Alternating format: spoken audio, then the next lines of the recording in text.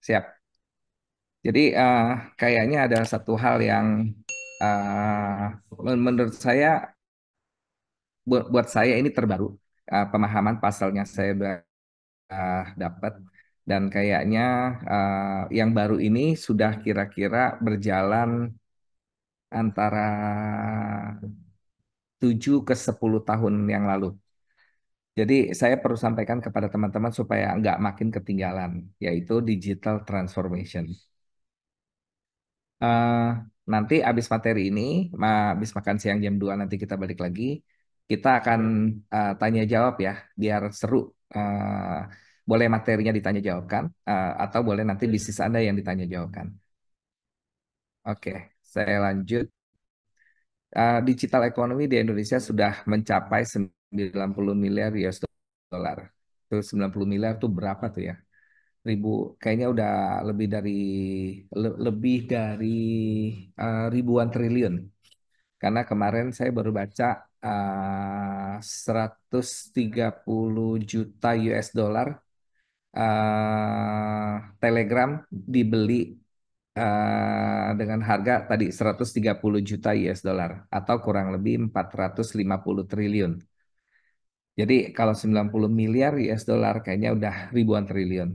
Banyak konvensional bisnis akan tergantikan dengan namanya AI, IoT, blockchain, cryptocurrency, big data, dan lain-lain. Dan mereka akan mendominasi ekonomi digital. Sehingga butuh keterampilan-keterampilan baru, karena dia akan image itu akan mendominasi di dunia ekonomi. Tuna di depan kita, pertanyaannya kita bisa mengendalikan perubahan itu atau tidak. Tuna itu adalah turbulence, ambiguity, uncertainty, maaf, novelty, dan ambiguity. Turbulence, naik turunnya luar biasa, bukan cuma volatile, tapi turbulence. Udah yang namanya turbulence ya, tiba-tiba jeduk gitu, tiba-tiba jeduk.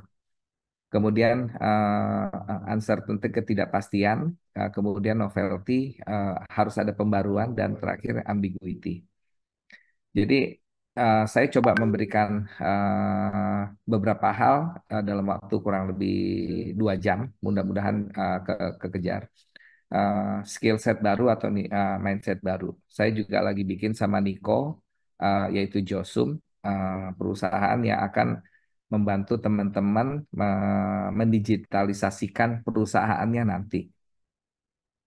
Oke, ini ada satu gambar past, present, future. Jadi Anda lihatnya past, present, future dulu. Di masa lalu kita tahu apa yang kita tahu. Di masa sekarang kita tahu apa yang kita belum tahu. Di masa depan kita belum tahu apa yang kita belum tahu. Oke. Eh, Bu Ika, karena Bu Ika tadi udah open mic. Saya mau tanya sama Bu Ika satu pertanyaan. Bu Ika tahu nggak apa yang Bu Ika nggak tahu? Tak, Wika tahu apa yang saya nggak tahu. Kayaknya Ya, Bu Ika nggak tahu tahu, nggak? Pak. Nah, jadi kalau kita nggak tahu apa yang kita nggak tahu, apa yang harus Bu Ika lakuin? Cari tahu, Coach. Cari taunya sama siapa? Cari tahu sama yang orang tahu apa yang saya nggak tahu. Yes, ya. Jadi kita harus cari tahu apa yang kita nggak tahu ke orang yang udah tahu.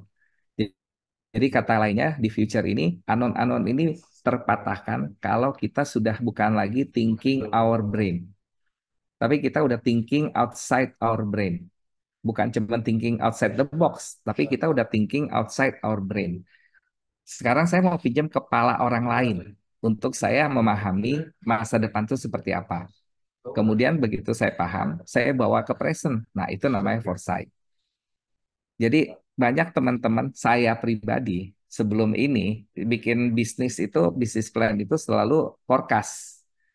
Jadi berdasarkan data-data masa lampau, saya bikin perencanaan untuk bawa ke depan.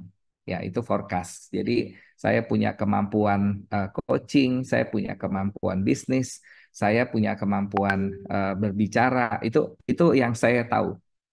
Kemudian saya bawa ke depan, saya yakin banget saya jadi coach. Saya yakin banget saya jadi pebisnis. Itu yang saya tahu. Nah, maaf Bu Ika, umurnya berapa Bu? Saya di atas 40 tahun, Coach.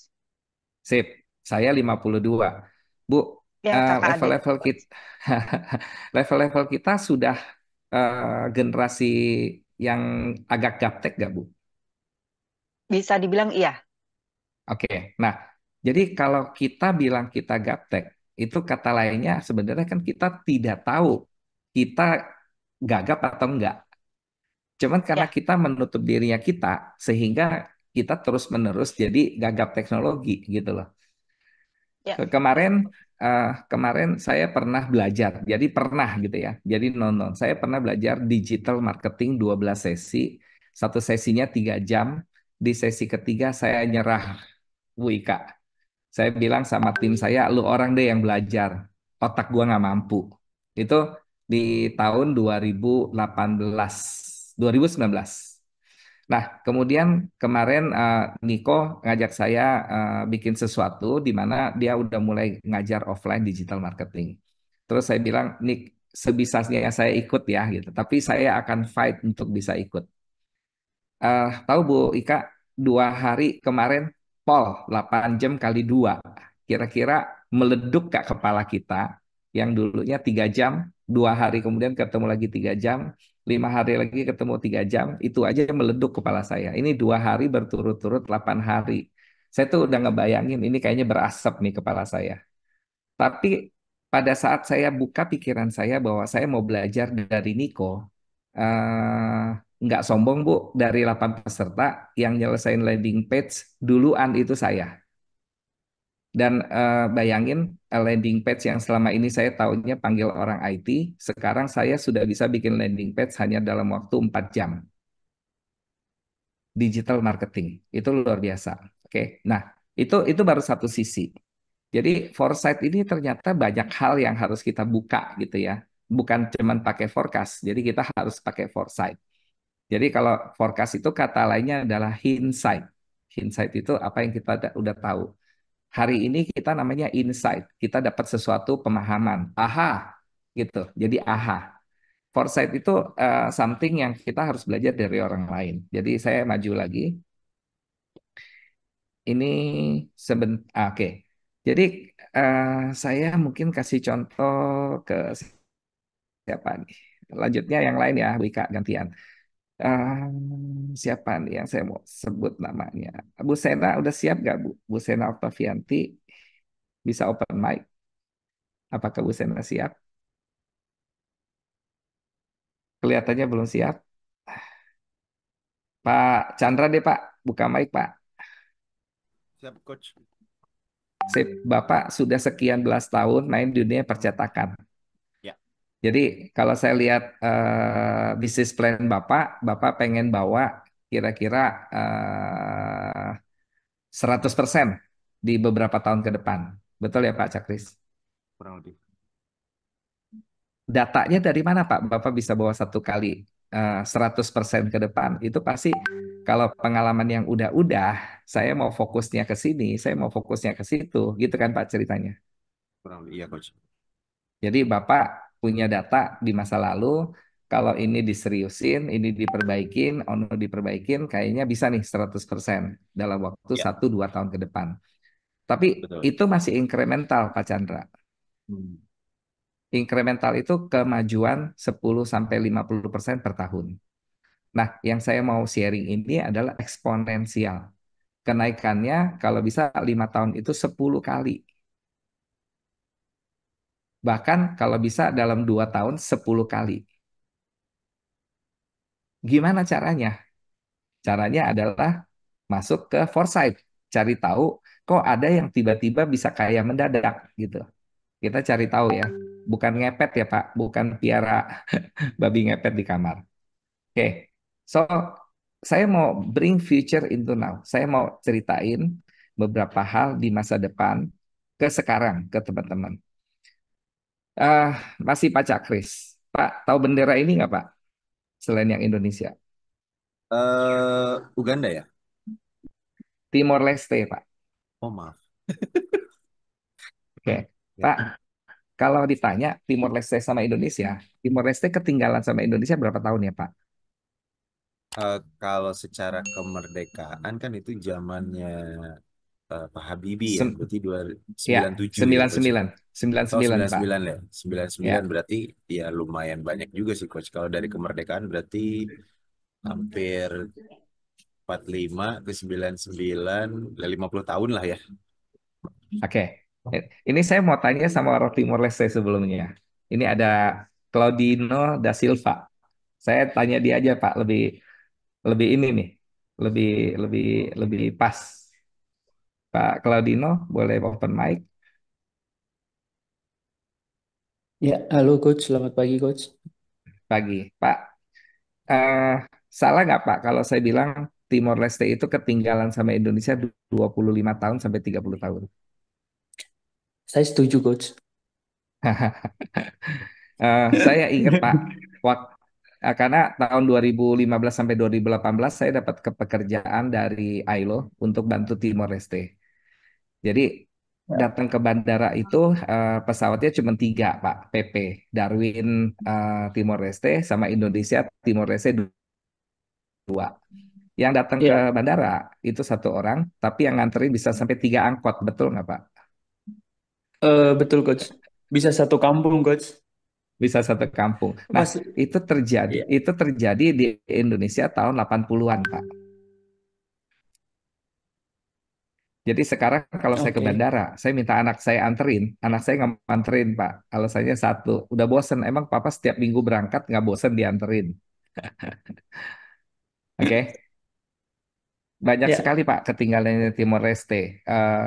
Mall cuma ada satu, itu pun di Dili. Itu bukan, menurut saya bukan mall, karena itu 10 ruko digabung jadi satu. Ya, jadi ketinggalannya betul. super banyak, super banyak. Jadi nggak salah dong Pak kalau Timor Leste belajar sama Indonesia.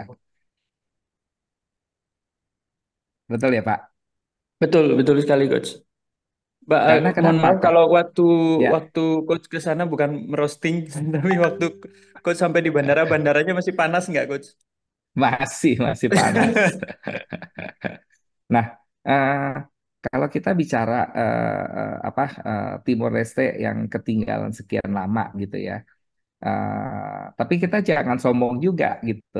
Apakah Ya, Indonesia nggak ketinggalan sama negara ini?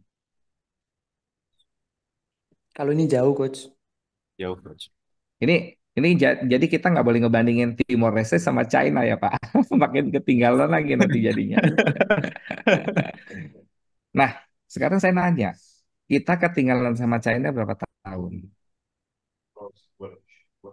Eh, Kalau dari teknologi sih jauh banget sih coach. Kalau untuk dibandingin sama sekarang, jauh Ya, banget sih. saya saya lihat saya menganalisa ya Pak dari ceritanya teman-teman semua yang udah balik dari China, saya akan bilang kita ketinggalan percis kayak kita ketinggalan kita ninggalin Timor Leste. Jadi kita ketinggalan 30 tahun. Pada saat kejadian Tiananmen di mana banyak ratusan orang ditembakin sama presiden China dulu tuh namanya Mao Zedong, Oh, jatuh. tembak-tembakin tuh. Kemudian terjadi revolusi, ya, kemudian jadi Republik Rakyat China, kemudian mereka dibilangnya macan tidur. Jadi naga ini baru bangun katanya gitu. Nah itu kira-kira tahun 90 berapa ya? 95-an Pak. Jadi almost 30 years. Tiba-tiba negara tersebut jadi negara produsen. Pak, saya punya klien, kenalin saya satu rekannya, di mana rekannya masukin sepeda ke Carrefour. Carrefour waktu itu ada 34 cabang. Jadi dia berangkat ke China, bikin sepeda untuk supply ke Carrefour, itu satu model, satu pabrik, itu pabriknya sampai 3 shift cuma bisa bikin satu model. Untuk bisa supply ke 34 Carrefour. Bayangin itu Pak. Jadi kurang lebih 16 kontainer Pak, satu pabrik per tahun. Kemudian dia cari pabrik yang lain lagi untuk bisa bikin model kedua, model ketiga, model keempat, model kelima, sampai 17 model. Sehingga dia datang ke China nutup 17 pabrik, Pak. Bisa bayangin nggak pabrik di China hanya ngelayanin satu klien, Pak. Dan semua dunia datang ke China. Kenapa? Karena China murah tenaga kerjanya. Itu dulu, Pak, itu dulu. China waktu itu UMR-nya masih di bawah Indonesia. Indonesia, Jakarta sudah 5 juta. China sekarang UMR kalau dibanding sama kayak Jakartanya, yaitu Shanghai, Beijing, Guangzhou, itu sudah 15 juta. Kita udah kalah lagi, Pak, disusul sama China. Eh, nah, luar biasanya yang dibilang China negara produsen, belakangan ini sih negara produsen itu lagi menggantikan manusianya dengan robot. Jadi Pak Cakris, Ya, kemarin saya betul. ngobrol sama Pak Sony yang baru balik dari China. Obrolan orang-orang pebisnis di sana sekarang adalah pabrik lu udah tutup orang belum? Jadi 3.000 karyawan dirumahkan, 5.000 orang karyawan dirumahkan, 7.000 orang karyawan dirumahkan. Pertanyaannya, mereka pikirin nggak waktu dirumahkan itu mereka dikemanain? Nggak mungkin ya. Kalau mereka nggak mikirin, apakah sesantai itu Pak negara itu Pak? 1,4 miliar Pak, perbandingan sama kita hampir 5 kali lipatnya. Kita mau ngerumahin orang aja mikir-mikir. Kenapa mereka nggak mikirin Pak? Ayo. Mungkin kalau kalau saya nganalisisnya gini, Coach. Jadi Cina itu kan sempat menutup diri ya dari dunia dan dia mulai fokus gitu untuk berbenah. Jadi kalau secara pribadi ke bisnis ataupun personal kita, yang saya yakin orang-orang di China itu tuh mereka tuh berusaha untuk memahami power saya itu di mana gitu. Salah satunya kan mereka kan powernya banyak orang, tenaga murah, berarti ya udah kita produksi aja. Nah, sedangkan di Indonesia itu mohon maaf sampai saat ini tuh identitas dirinya pun masih dalam pencarian kalau menurut saya. Karena kita tuh bingung, kita tuh mau main di kategori mana, mau yang seperti apa, mau power human kita seperti apa. Dan itu juga jujur sebenarnya setelah JNT ini pun ada satu momen-momen di mana saya pun mulai mundur sejenak untuk berpikir sebenarnya Cakris ini orangnya kayak gimana sih, powernya di mana sih, weaknessnya di mana sih, fokus kalau pengen fokus di power, hal apa aja yang ditarik, hal apa aja yang dilepas dan lain sebagainya sih itu sih coach kalau kalau yang eh, Oke, output dari sebentar, saya salah lanjut satu lagi. kurang lebihnya gitu. Siap, saya lanjut lagi ya Pak Cakris. Boleh. Jadi, kenapa China tidak takut mereplace orang-orangnya jadi robot, which is mereka punya kesulitan, sangat kesulitan. Jadi 30 tahun yang lalu, SDM-nya, kurikulumnya dipersiapkan untuk industrialisasi. Hmm. Dan India tidak terdengar pabrik-pabriknya terkenal. Kenapa? Karena India mempersiapkannya adalah digitalisasi. Nah, sekarang bayangin orang-orang yang sudah terbiasa industrialisasi diajak ke digitalisasi, sakit kepala, Pak. Oke, jadi ini mereka lagi ngerubah, tapi pertanyaannya mau atau tidak. Makanya tadi saya membuka Betul. dengan saya tuh mau. Oke, Pak Cakris tahu nggak penjaga jalan tol itu sama jasa marga dikemanain? Di terminate. Mungkin direlokasi kali ya, tapi saya nggak tahu tuh coach informasinya. Oke, jadi mereka menawarkan pekerjaan sebagai coding programmer. Oke. Kemudian kalau kita bicara yang namanya peruri, bukan cetak duit, tapi bikin barang digital, namanya tanda tangan digital sama materai digital. Itu dua perusahaan BUMN yang katanya raksasa tapi kaku. Ternyata mereka berhasil loh masuk ke dunia digital. Oke, nah sekarang saya mau kasih data nih Pak. Sebentar, bentar ya. Ini ngaco nih sebentar.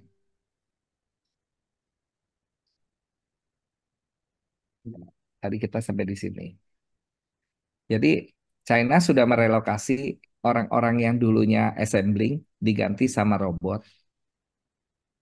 Tapi orang-orang ini dikemanain? Mulai masuk ke sini, Pak.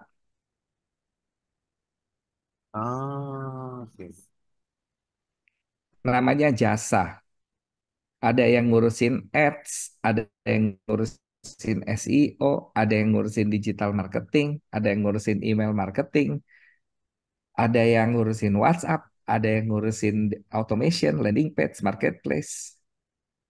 Sederhana aja deh, bagian kreatif, tukang bikin produk buat digital. Itu sekarang ada namanya KOL, ada yang namanya influencer, ada namanya live streamer, ada namanya digital design grafis, ada namanya fotografis, ada namanya videografis, video editor, ada namanya makeup artist, ada yang namanya pencahayaan lighting. Itu aja udah 9, Pak, di bagian kreatif. Oke, jadi digital marketing, saya kemarin oprek sama Niko, itu lebih dari 50, Pak, pekerjaan baru. Kemudian berikutnya ada software developer, ada data scientist, ada IT manager, security, computer system analyst, computer network architecture, database administrator, web developer, computer system administrator. Ini semua pekerjaan yang menggunakan otak, jasa. Jadi mereka berbondong-bondong pindah ke sana, Pak. You nggak mau, Oke, itu oke, oke. pilihan you, but the change is there. You better do or you die. Oke. Sekarang saya mau bawa pemahaman. Kalau teman-teman ngelihat gambar ini, kira-kira ini gambar apa? Restoran. Restoran. Sekarang saya ngajak yang lain lagi ngobrol ya. Devina Tenaga Kids. Devina. Iya, halo Coach Gendro. Devina jualannya apa? Aku baju piyama anak. Siap. Jadi makin nggak ngerti nih. Devina kalau ngajak Devina buka restoran, betul nggak harus siapin furniture? Hmm, nggak harus sih, Coach. Nggak harus. Jadi Ah, orang makannya di mana, Bu? kan sekarang bisa sistem lesehan juga. Emang lesehan nggak ada mejanya? Emang Hmm, emang lesehan nggak ada gubuknya? iya Kan sih. ada dong. Ah, Oke, ah, ah, ah. jadi ada furniture-nya. Ada alat dapurnya nggak? Ada. Ada menunya nggak? Menunya ada. Ada bahan bakunya nggak? Iya, ada juga. Ada tenaga kerjanya nggak? Iya, ada. Ada tempatnya nggak? Tempatnya ada. Nah, kesalahan banyak orang, Devina, di Hmm, restoran itu yang nggak ada cuma satu, yang membuat bisnisnya jadi banyak tutup. Kira-kira tebak apa? hmm, strateginya, Strategi apa marketingnya, tuh? marketingnya. Yes, marketingnya. Sekarang saya nanya, Mm-mm. kalau restoran mau rame, modal kerjanya mesti disiapin berapa kali bulan? Setahun apa? Nah, ini pertanyaan yang dijawab sama orang umum adalah setahun. Pertanyaannya, Ah, emang kalau biaya modal kerja, modal gaji itu ditaruh setahun, mm-mm. itu bisa dipastikan rame, Devina? Belum tentu. Nah, kalau saya baginya 12 bulan modal kerja itu hanya 3 bulan modal kerja, tapi 9 bulannya saya alokasikan ke marketing untuk dibombardir di 3 bulan pertama. Kira-kira Hmm, restorannya 3 bulan pertama rame nggak? rame banget. Kalau rame, kira-kira bisa ngidupin bulan keempat nggak? Ya bisa, Coach. Long lasting Kalau biasanya. modal, betul ya, lanjut. Nah, jadi ada kesalahan foresight-nya karena teman-teman tidak pernah masuk ke dunia F&B. Jadi salah alokasi dana.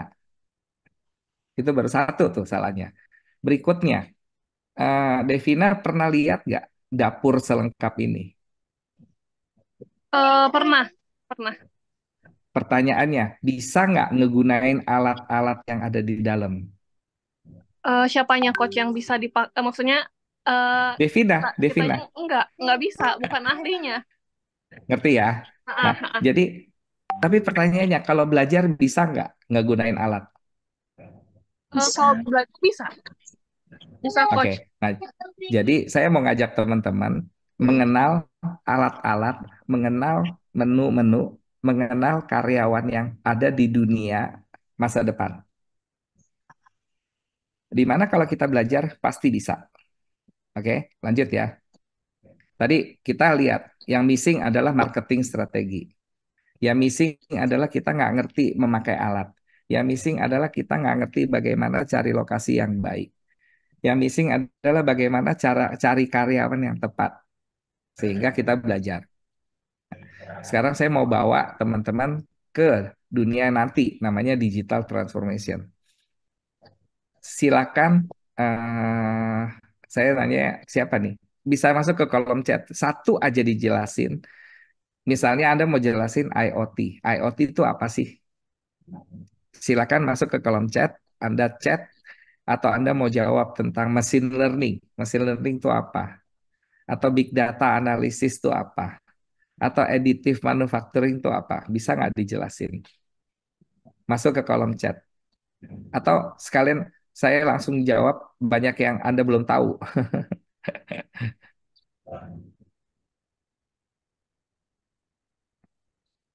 Pak Teddy, oke, internet untuk segalanya. Maksudnya apa nih Pak Teddy? Boleh open cam? Siap, Coach.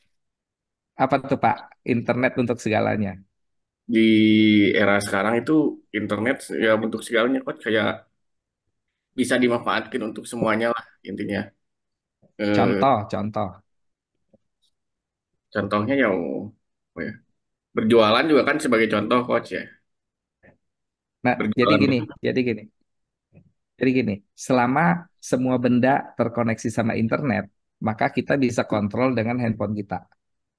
ya, Jadi saya bisa nyalain TV saya sekarang di rumah, Pak, hanya dengan pencet menu. benar. Saya bisa tahu di lemari es saya itu kira-kira eh, eh, telurnya tinggal 12. Di layar monitor lemari esnya akan muncul barang-barang apa yang sudah habis. Internet of Things lagi bisa bisa jadi selama intinya barang-barang kita koneksi ke internet itu bisa dikendalikan jarak jauh. Ya, Oke. Nah, ini cikal bakal yang namanya smart home, smart city, smart health, smart teknologi. Oke. Tapi selama internetnya nyala, begitu internetnya mati, mati. Oke. ya. Terus kalau kalau saya tanya siapa nih? Bu Cindy boleh neko-peko, boleh nyalain mic-nya aja. Boleh. Halo, Oke, Bu selamat pagi, Cindy. Coach. Ya, pagi. Bu Cindy tahu AI nggak, Bu? Kecerdasan emosional gitu ya, intelligent, artificial Itu intelligence. ya itu namanya diartikan. Tapi pertanyaannya AI itu di dalamnya ada apa? Jadi, misalnya kita lagi zoom, lagi di HP yang terbaru, kita kita tinggal fotoin gitu, dia langsung ngebacain ini barang apa gitu, model apa, spesifikasi gitu. Itu fungsinya, itu fungsinya. Oh, Tapi di dalamnya AI itu ada apa? eh, ada hasil pemikiran yang dikumpulkan, dijadikan satu gitu ya. Hampir hampir benar. Jadi Bu, Gitu. AI Gitu ya. AI itu kan dibilang kecerdasan buatan. Oke. Jadi ini ada nih, ada machine learning, ada algoritma untuk mempelajari produk yang sesuai dengan audiens. Jadi Hmm, bahasa saya cuma dua. Jadi ada machine learning, algoritmanya ditaruh di sana. Kemudian benar. ada big data. Hmm. Pertanyaannya, mesin learning kepala kita jago nggak, Bu? Iya, tapi ada keterbatasan gitu ya. Enggak, Bu. Bukan. Oh, bukan. Keterbatasannya bukan pembelajarannya. Keterbatasannya namanya datanya Ibu nggak ada. Iya, benar-benar. Benar. Oke? Ibu Hmm, matanya bisa ngelihat. iya, Itu kecerdasannya luar biasa. Ibu bisa mendengar. Itu kecerdasannya luar biasa. Masalahnya adalah Ibu belum pernah mendengar bahasa Jerman. iya. Datanya nggak ada. Hmm, Sehingga kita nggak bisa olah. Gitu loh ceritanya. hmm. Jadi AI itu perlu data yang sebanyak itu ditaruh dengan mesin learning gitu kira-kira gitu Bu. Oke, nah jadi Iya, kalau kita nggak belajar ini semua, terus gimana caranya kita mau bisnis digital ke depannya? Apa yang namanya blockchain, apa yang namanya big data dan seterusnya. Oke, saya lanjut lagi ya. Artificial intelligence, teknologi ini akan menggantikan tugas-tugas manual administratif. berbasis data, akurat dan cepat, lebih efisien karena nggak pakai customer service, bisa bikin chatbot. Kemudian proses big datanya pun lebih tajam. Kenapa? Karena tinggal pasangin algoritma. Salahnya lebih sedikit dibanding dikerjakan oleh manusia.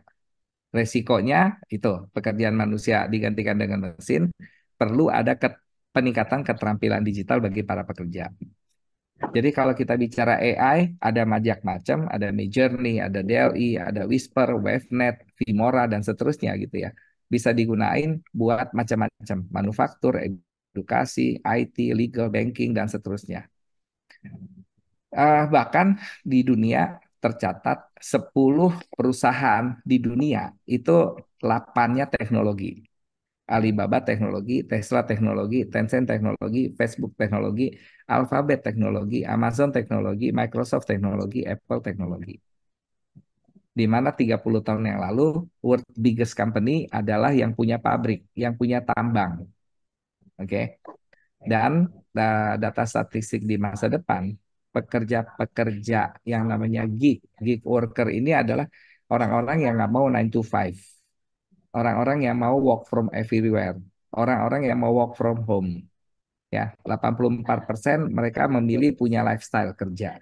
36% memilih freelancernya itu sebagai full time job. 49%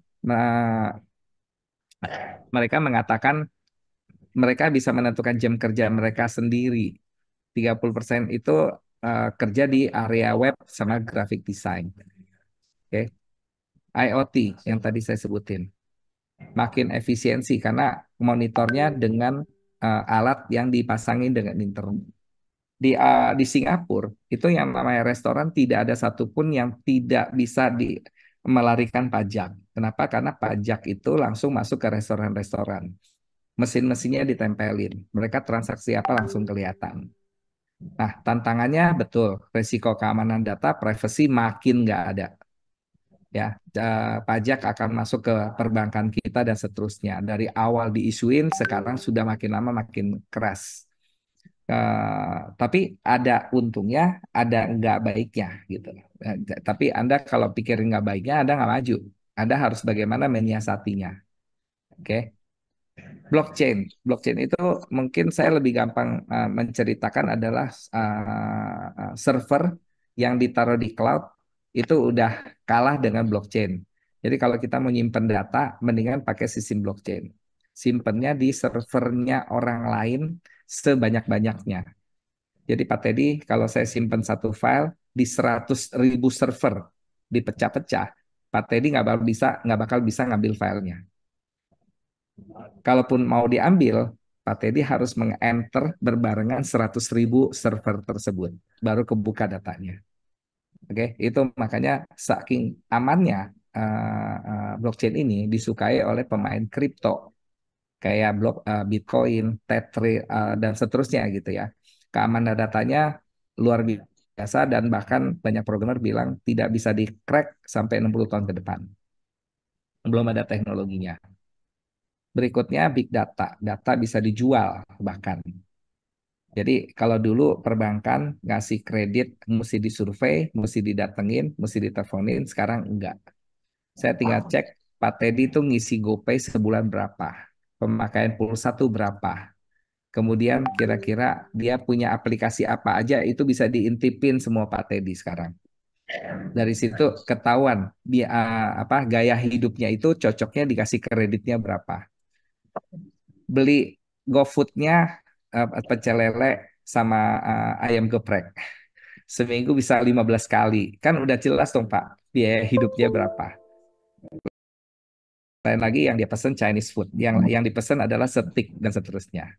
Pembayaran di mana bisa ke trace. Jadi ini data monetize dijual ke perusahaan-perusahaan yang butuh memberikan kredit kepada customer-nya.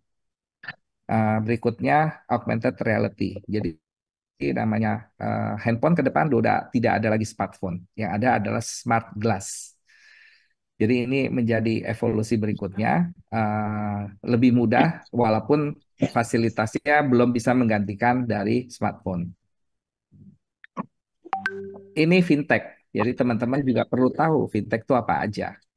ada namanya e-money, e-wallet, mobile payment, payment gateway, peer-to-peer lending, pinjol, pay later, microfinance. Ini banyak banget nih yang Anda nggak tahu.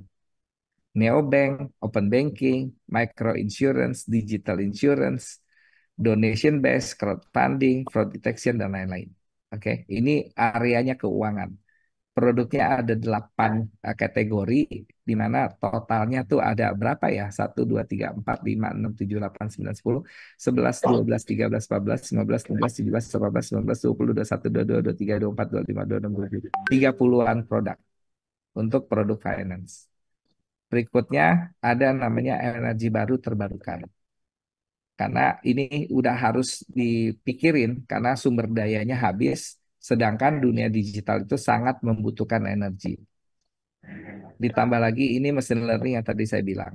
Jadi ada mesin learning yang tidak diatur, ada mesin learning yang diatur, bahkan ada mesin learning yang dipaksa untuk bekerja. Nah, ini semua software-software ditaruh di dalam sebuah mesin. Meaningful compression, recommended system, targeted marketing, new insight, process automation, forecasting, diagnostic, customer retention, dan lain-lain. Oke, robot navigation dan seterusnya. Terakhir, ini ada namanya security. Ini kalau kita nggak belajar ini, terus-terusan kita ditipu oleh hacker.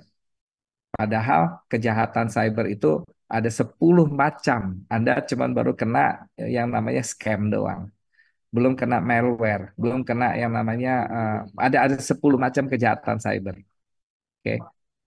Nah, jadi digital transformasi itu apa? Digital transformasi adalah mengacu pada proses penggunaan teknologi untuk mengubah operasional bisnis secara menyeluruh, termasuk seluruh aspek pemasaran, penjualan, operasional, manajemen, keuangan, dan lain-lain. Jadi kalau kita belum masuk ke sini, wah ini ketinggalan. Oke.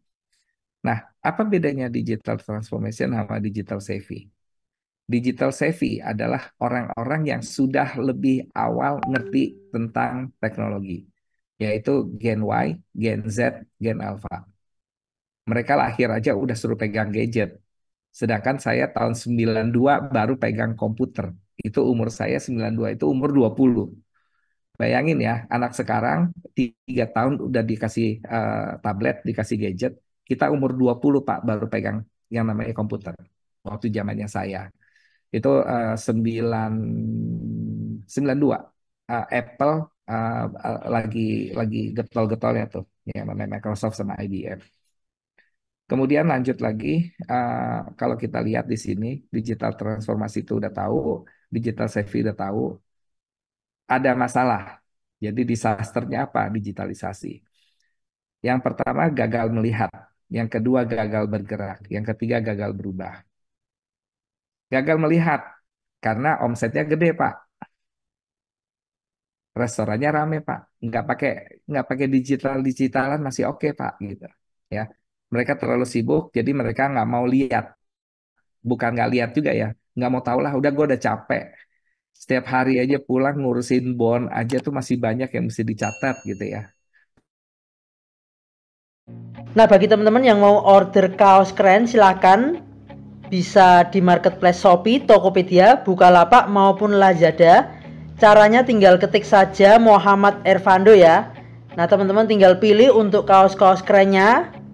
Kemudian yang cocok langsung saja diorder untuk kaos-kaos kerennya ya. Bisa diorder satuan, lusinan, ataupun borongan, silahkan bebas. Nah, berikut ini saya kasih rangkumannya ya. Nah, teman-teman ketik saja di Shopee, Tokopedia, Bukalapak, Lazada, ketik Muhammad Ervando. Nah, kemudian juga tersedia kaos lengan panjang dengan desain-desain keren. Tinggal teman-teman pilih di marketplace Shopee, Tokopedia, Bukalapak, Lazada. Cuman untuk kaos lengan panjang ketiknya Vando Official Shop ya. Spesial untuk kaos lengan panjang, bisa untuk pria maupun wanita. Nah, untuk wanita yang berjilbab sangat cocok ya, karena pakai lengan panjang tersedia juga. Dan tentunya dengan desain-desain kaos yang keren, kekinian. Nah, silakan teman-teman bisa ketik di Shopee, Tokopedia, Bukalapak maupun Lazada. Ketik saja Vando Official Shop.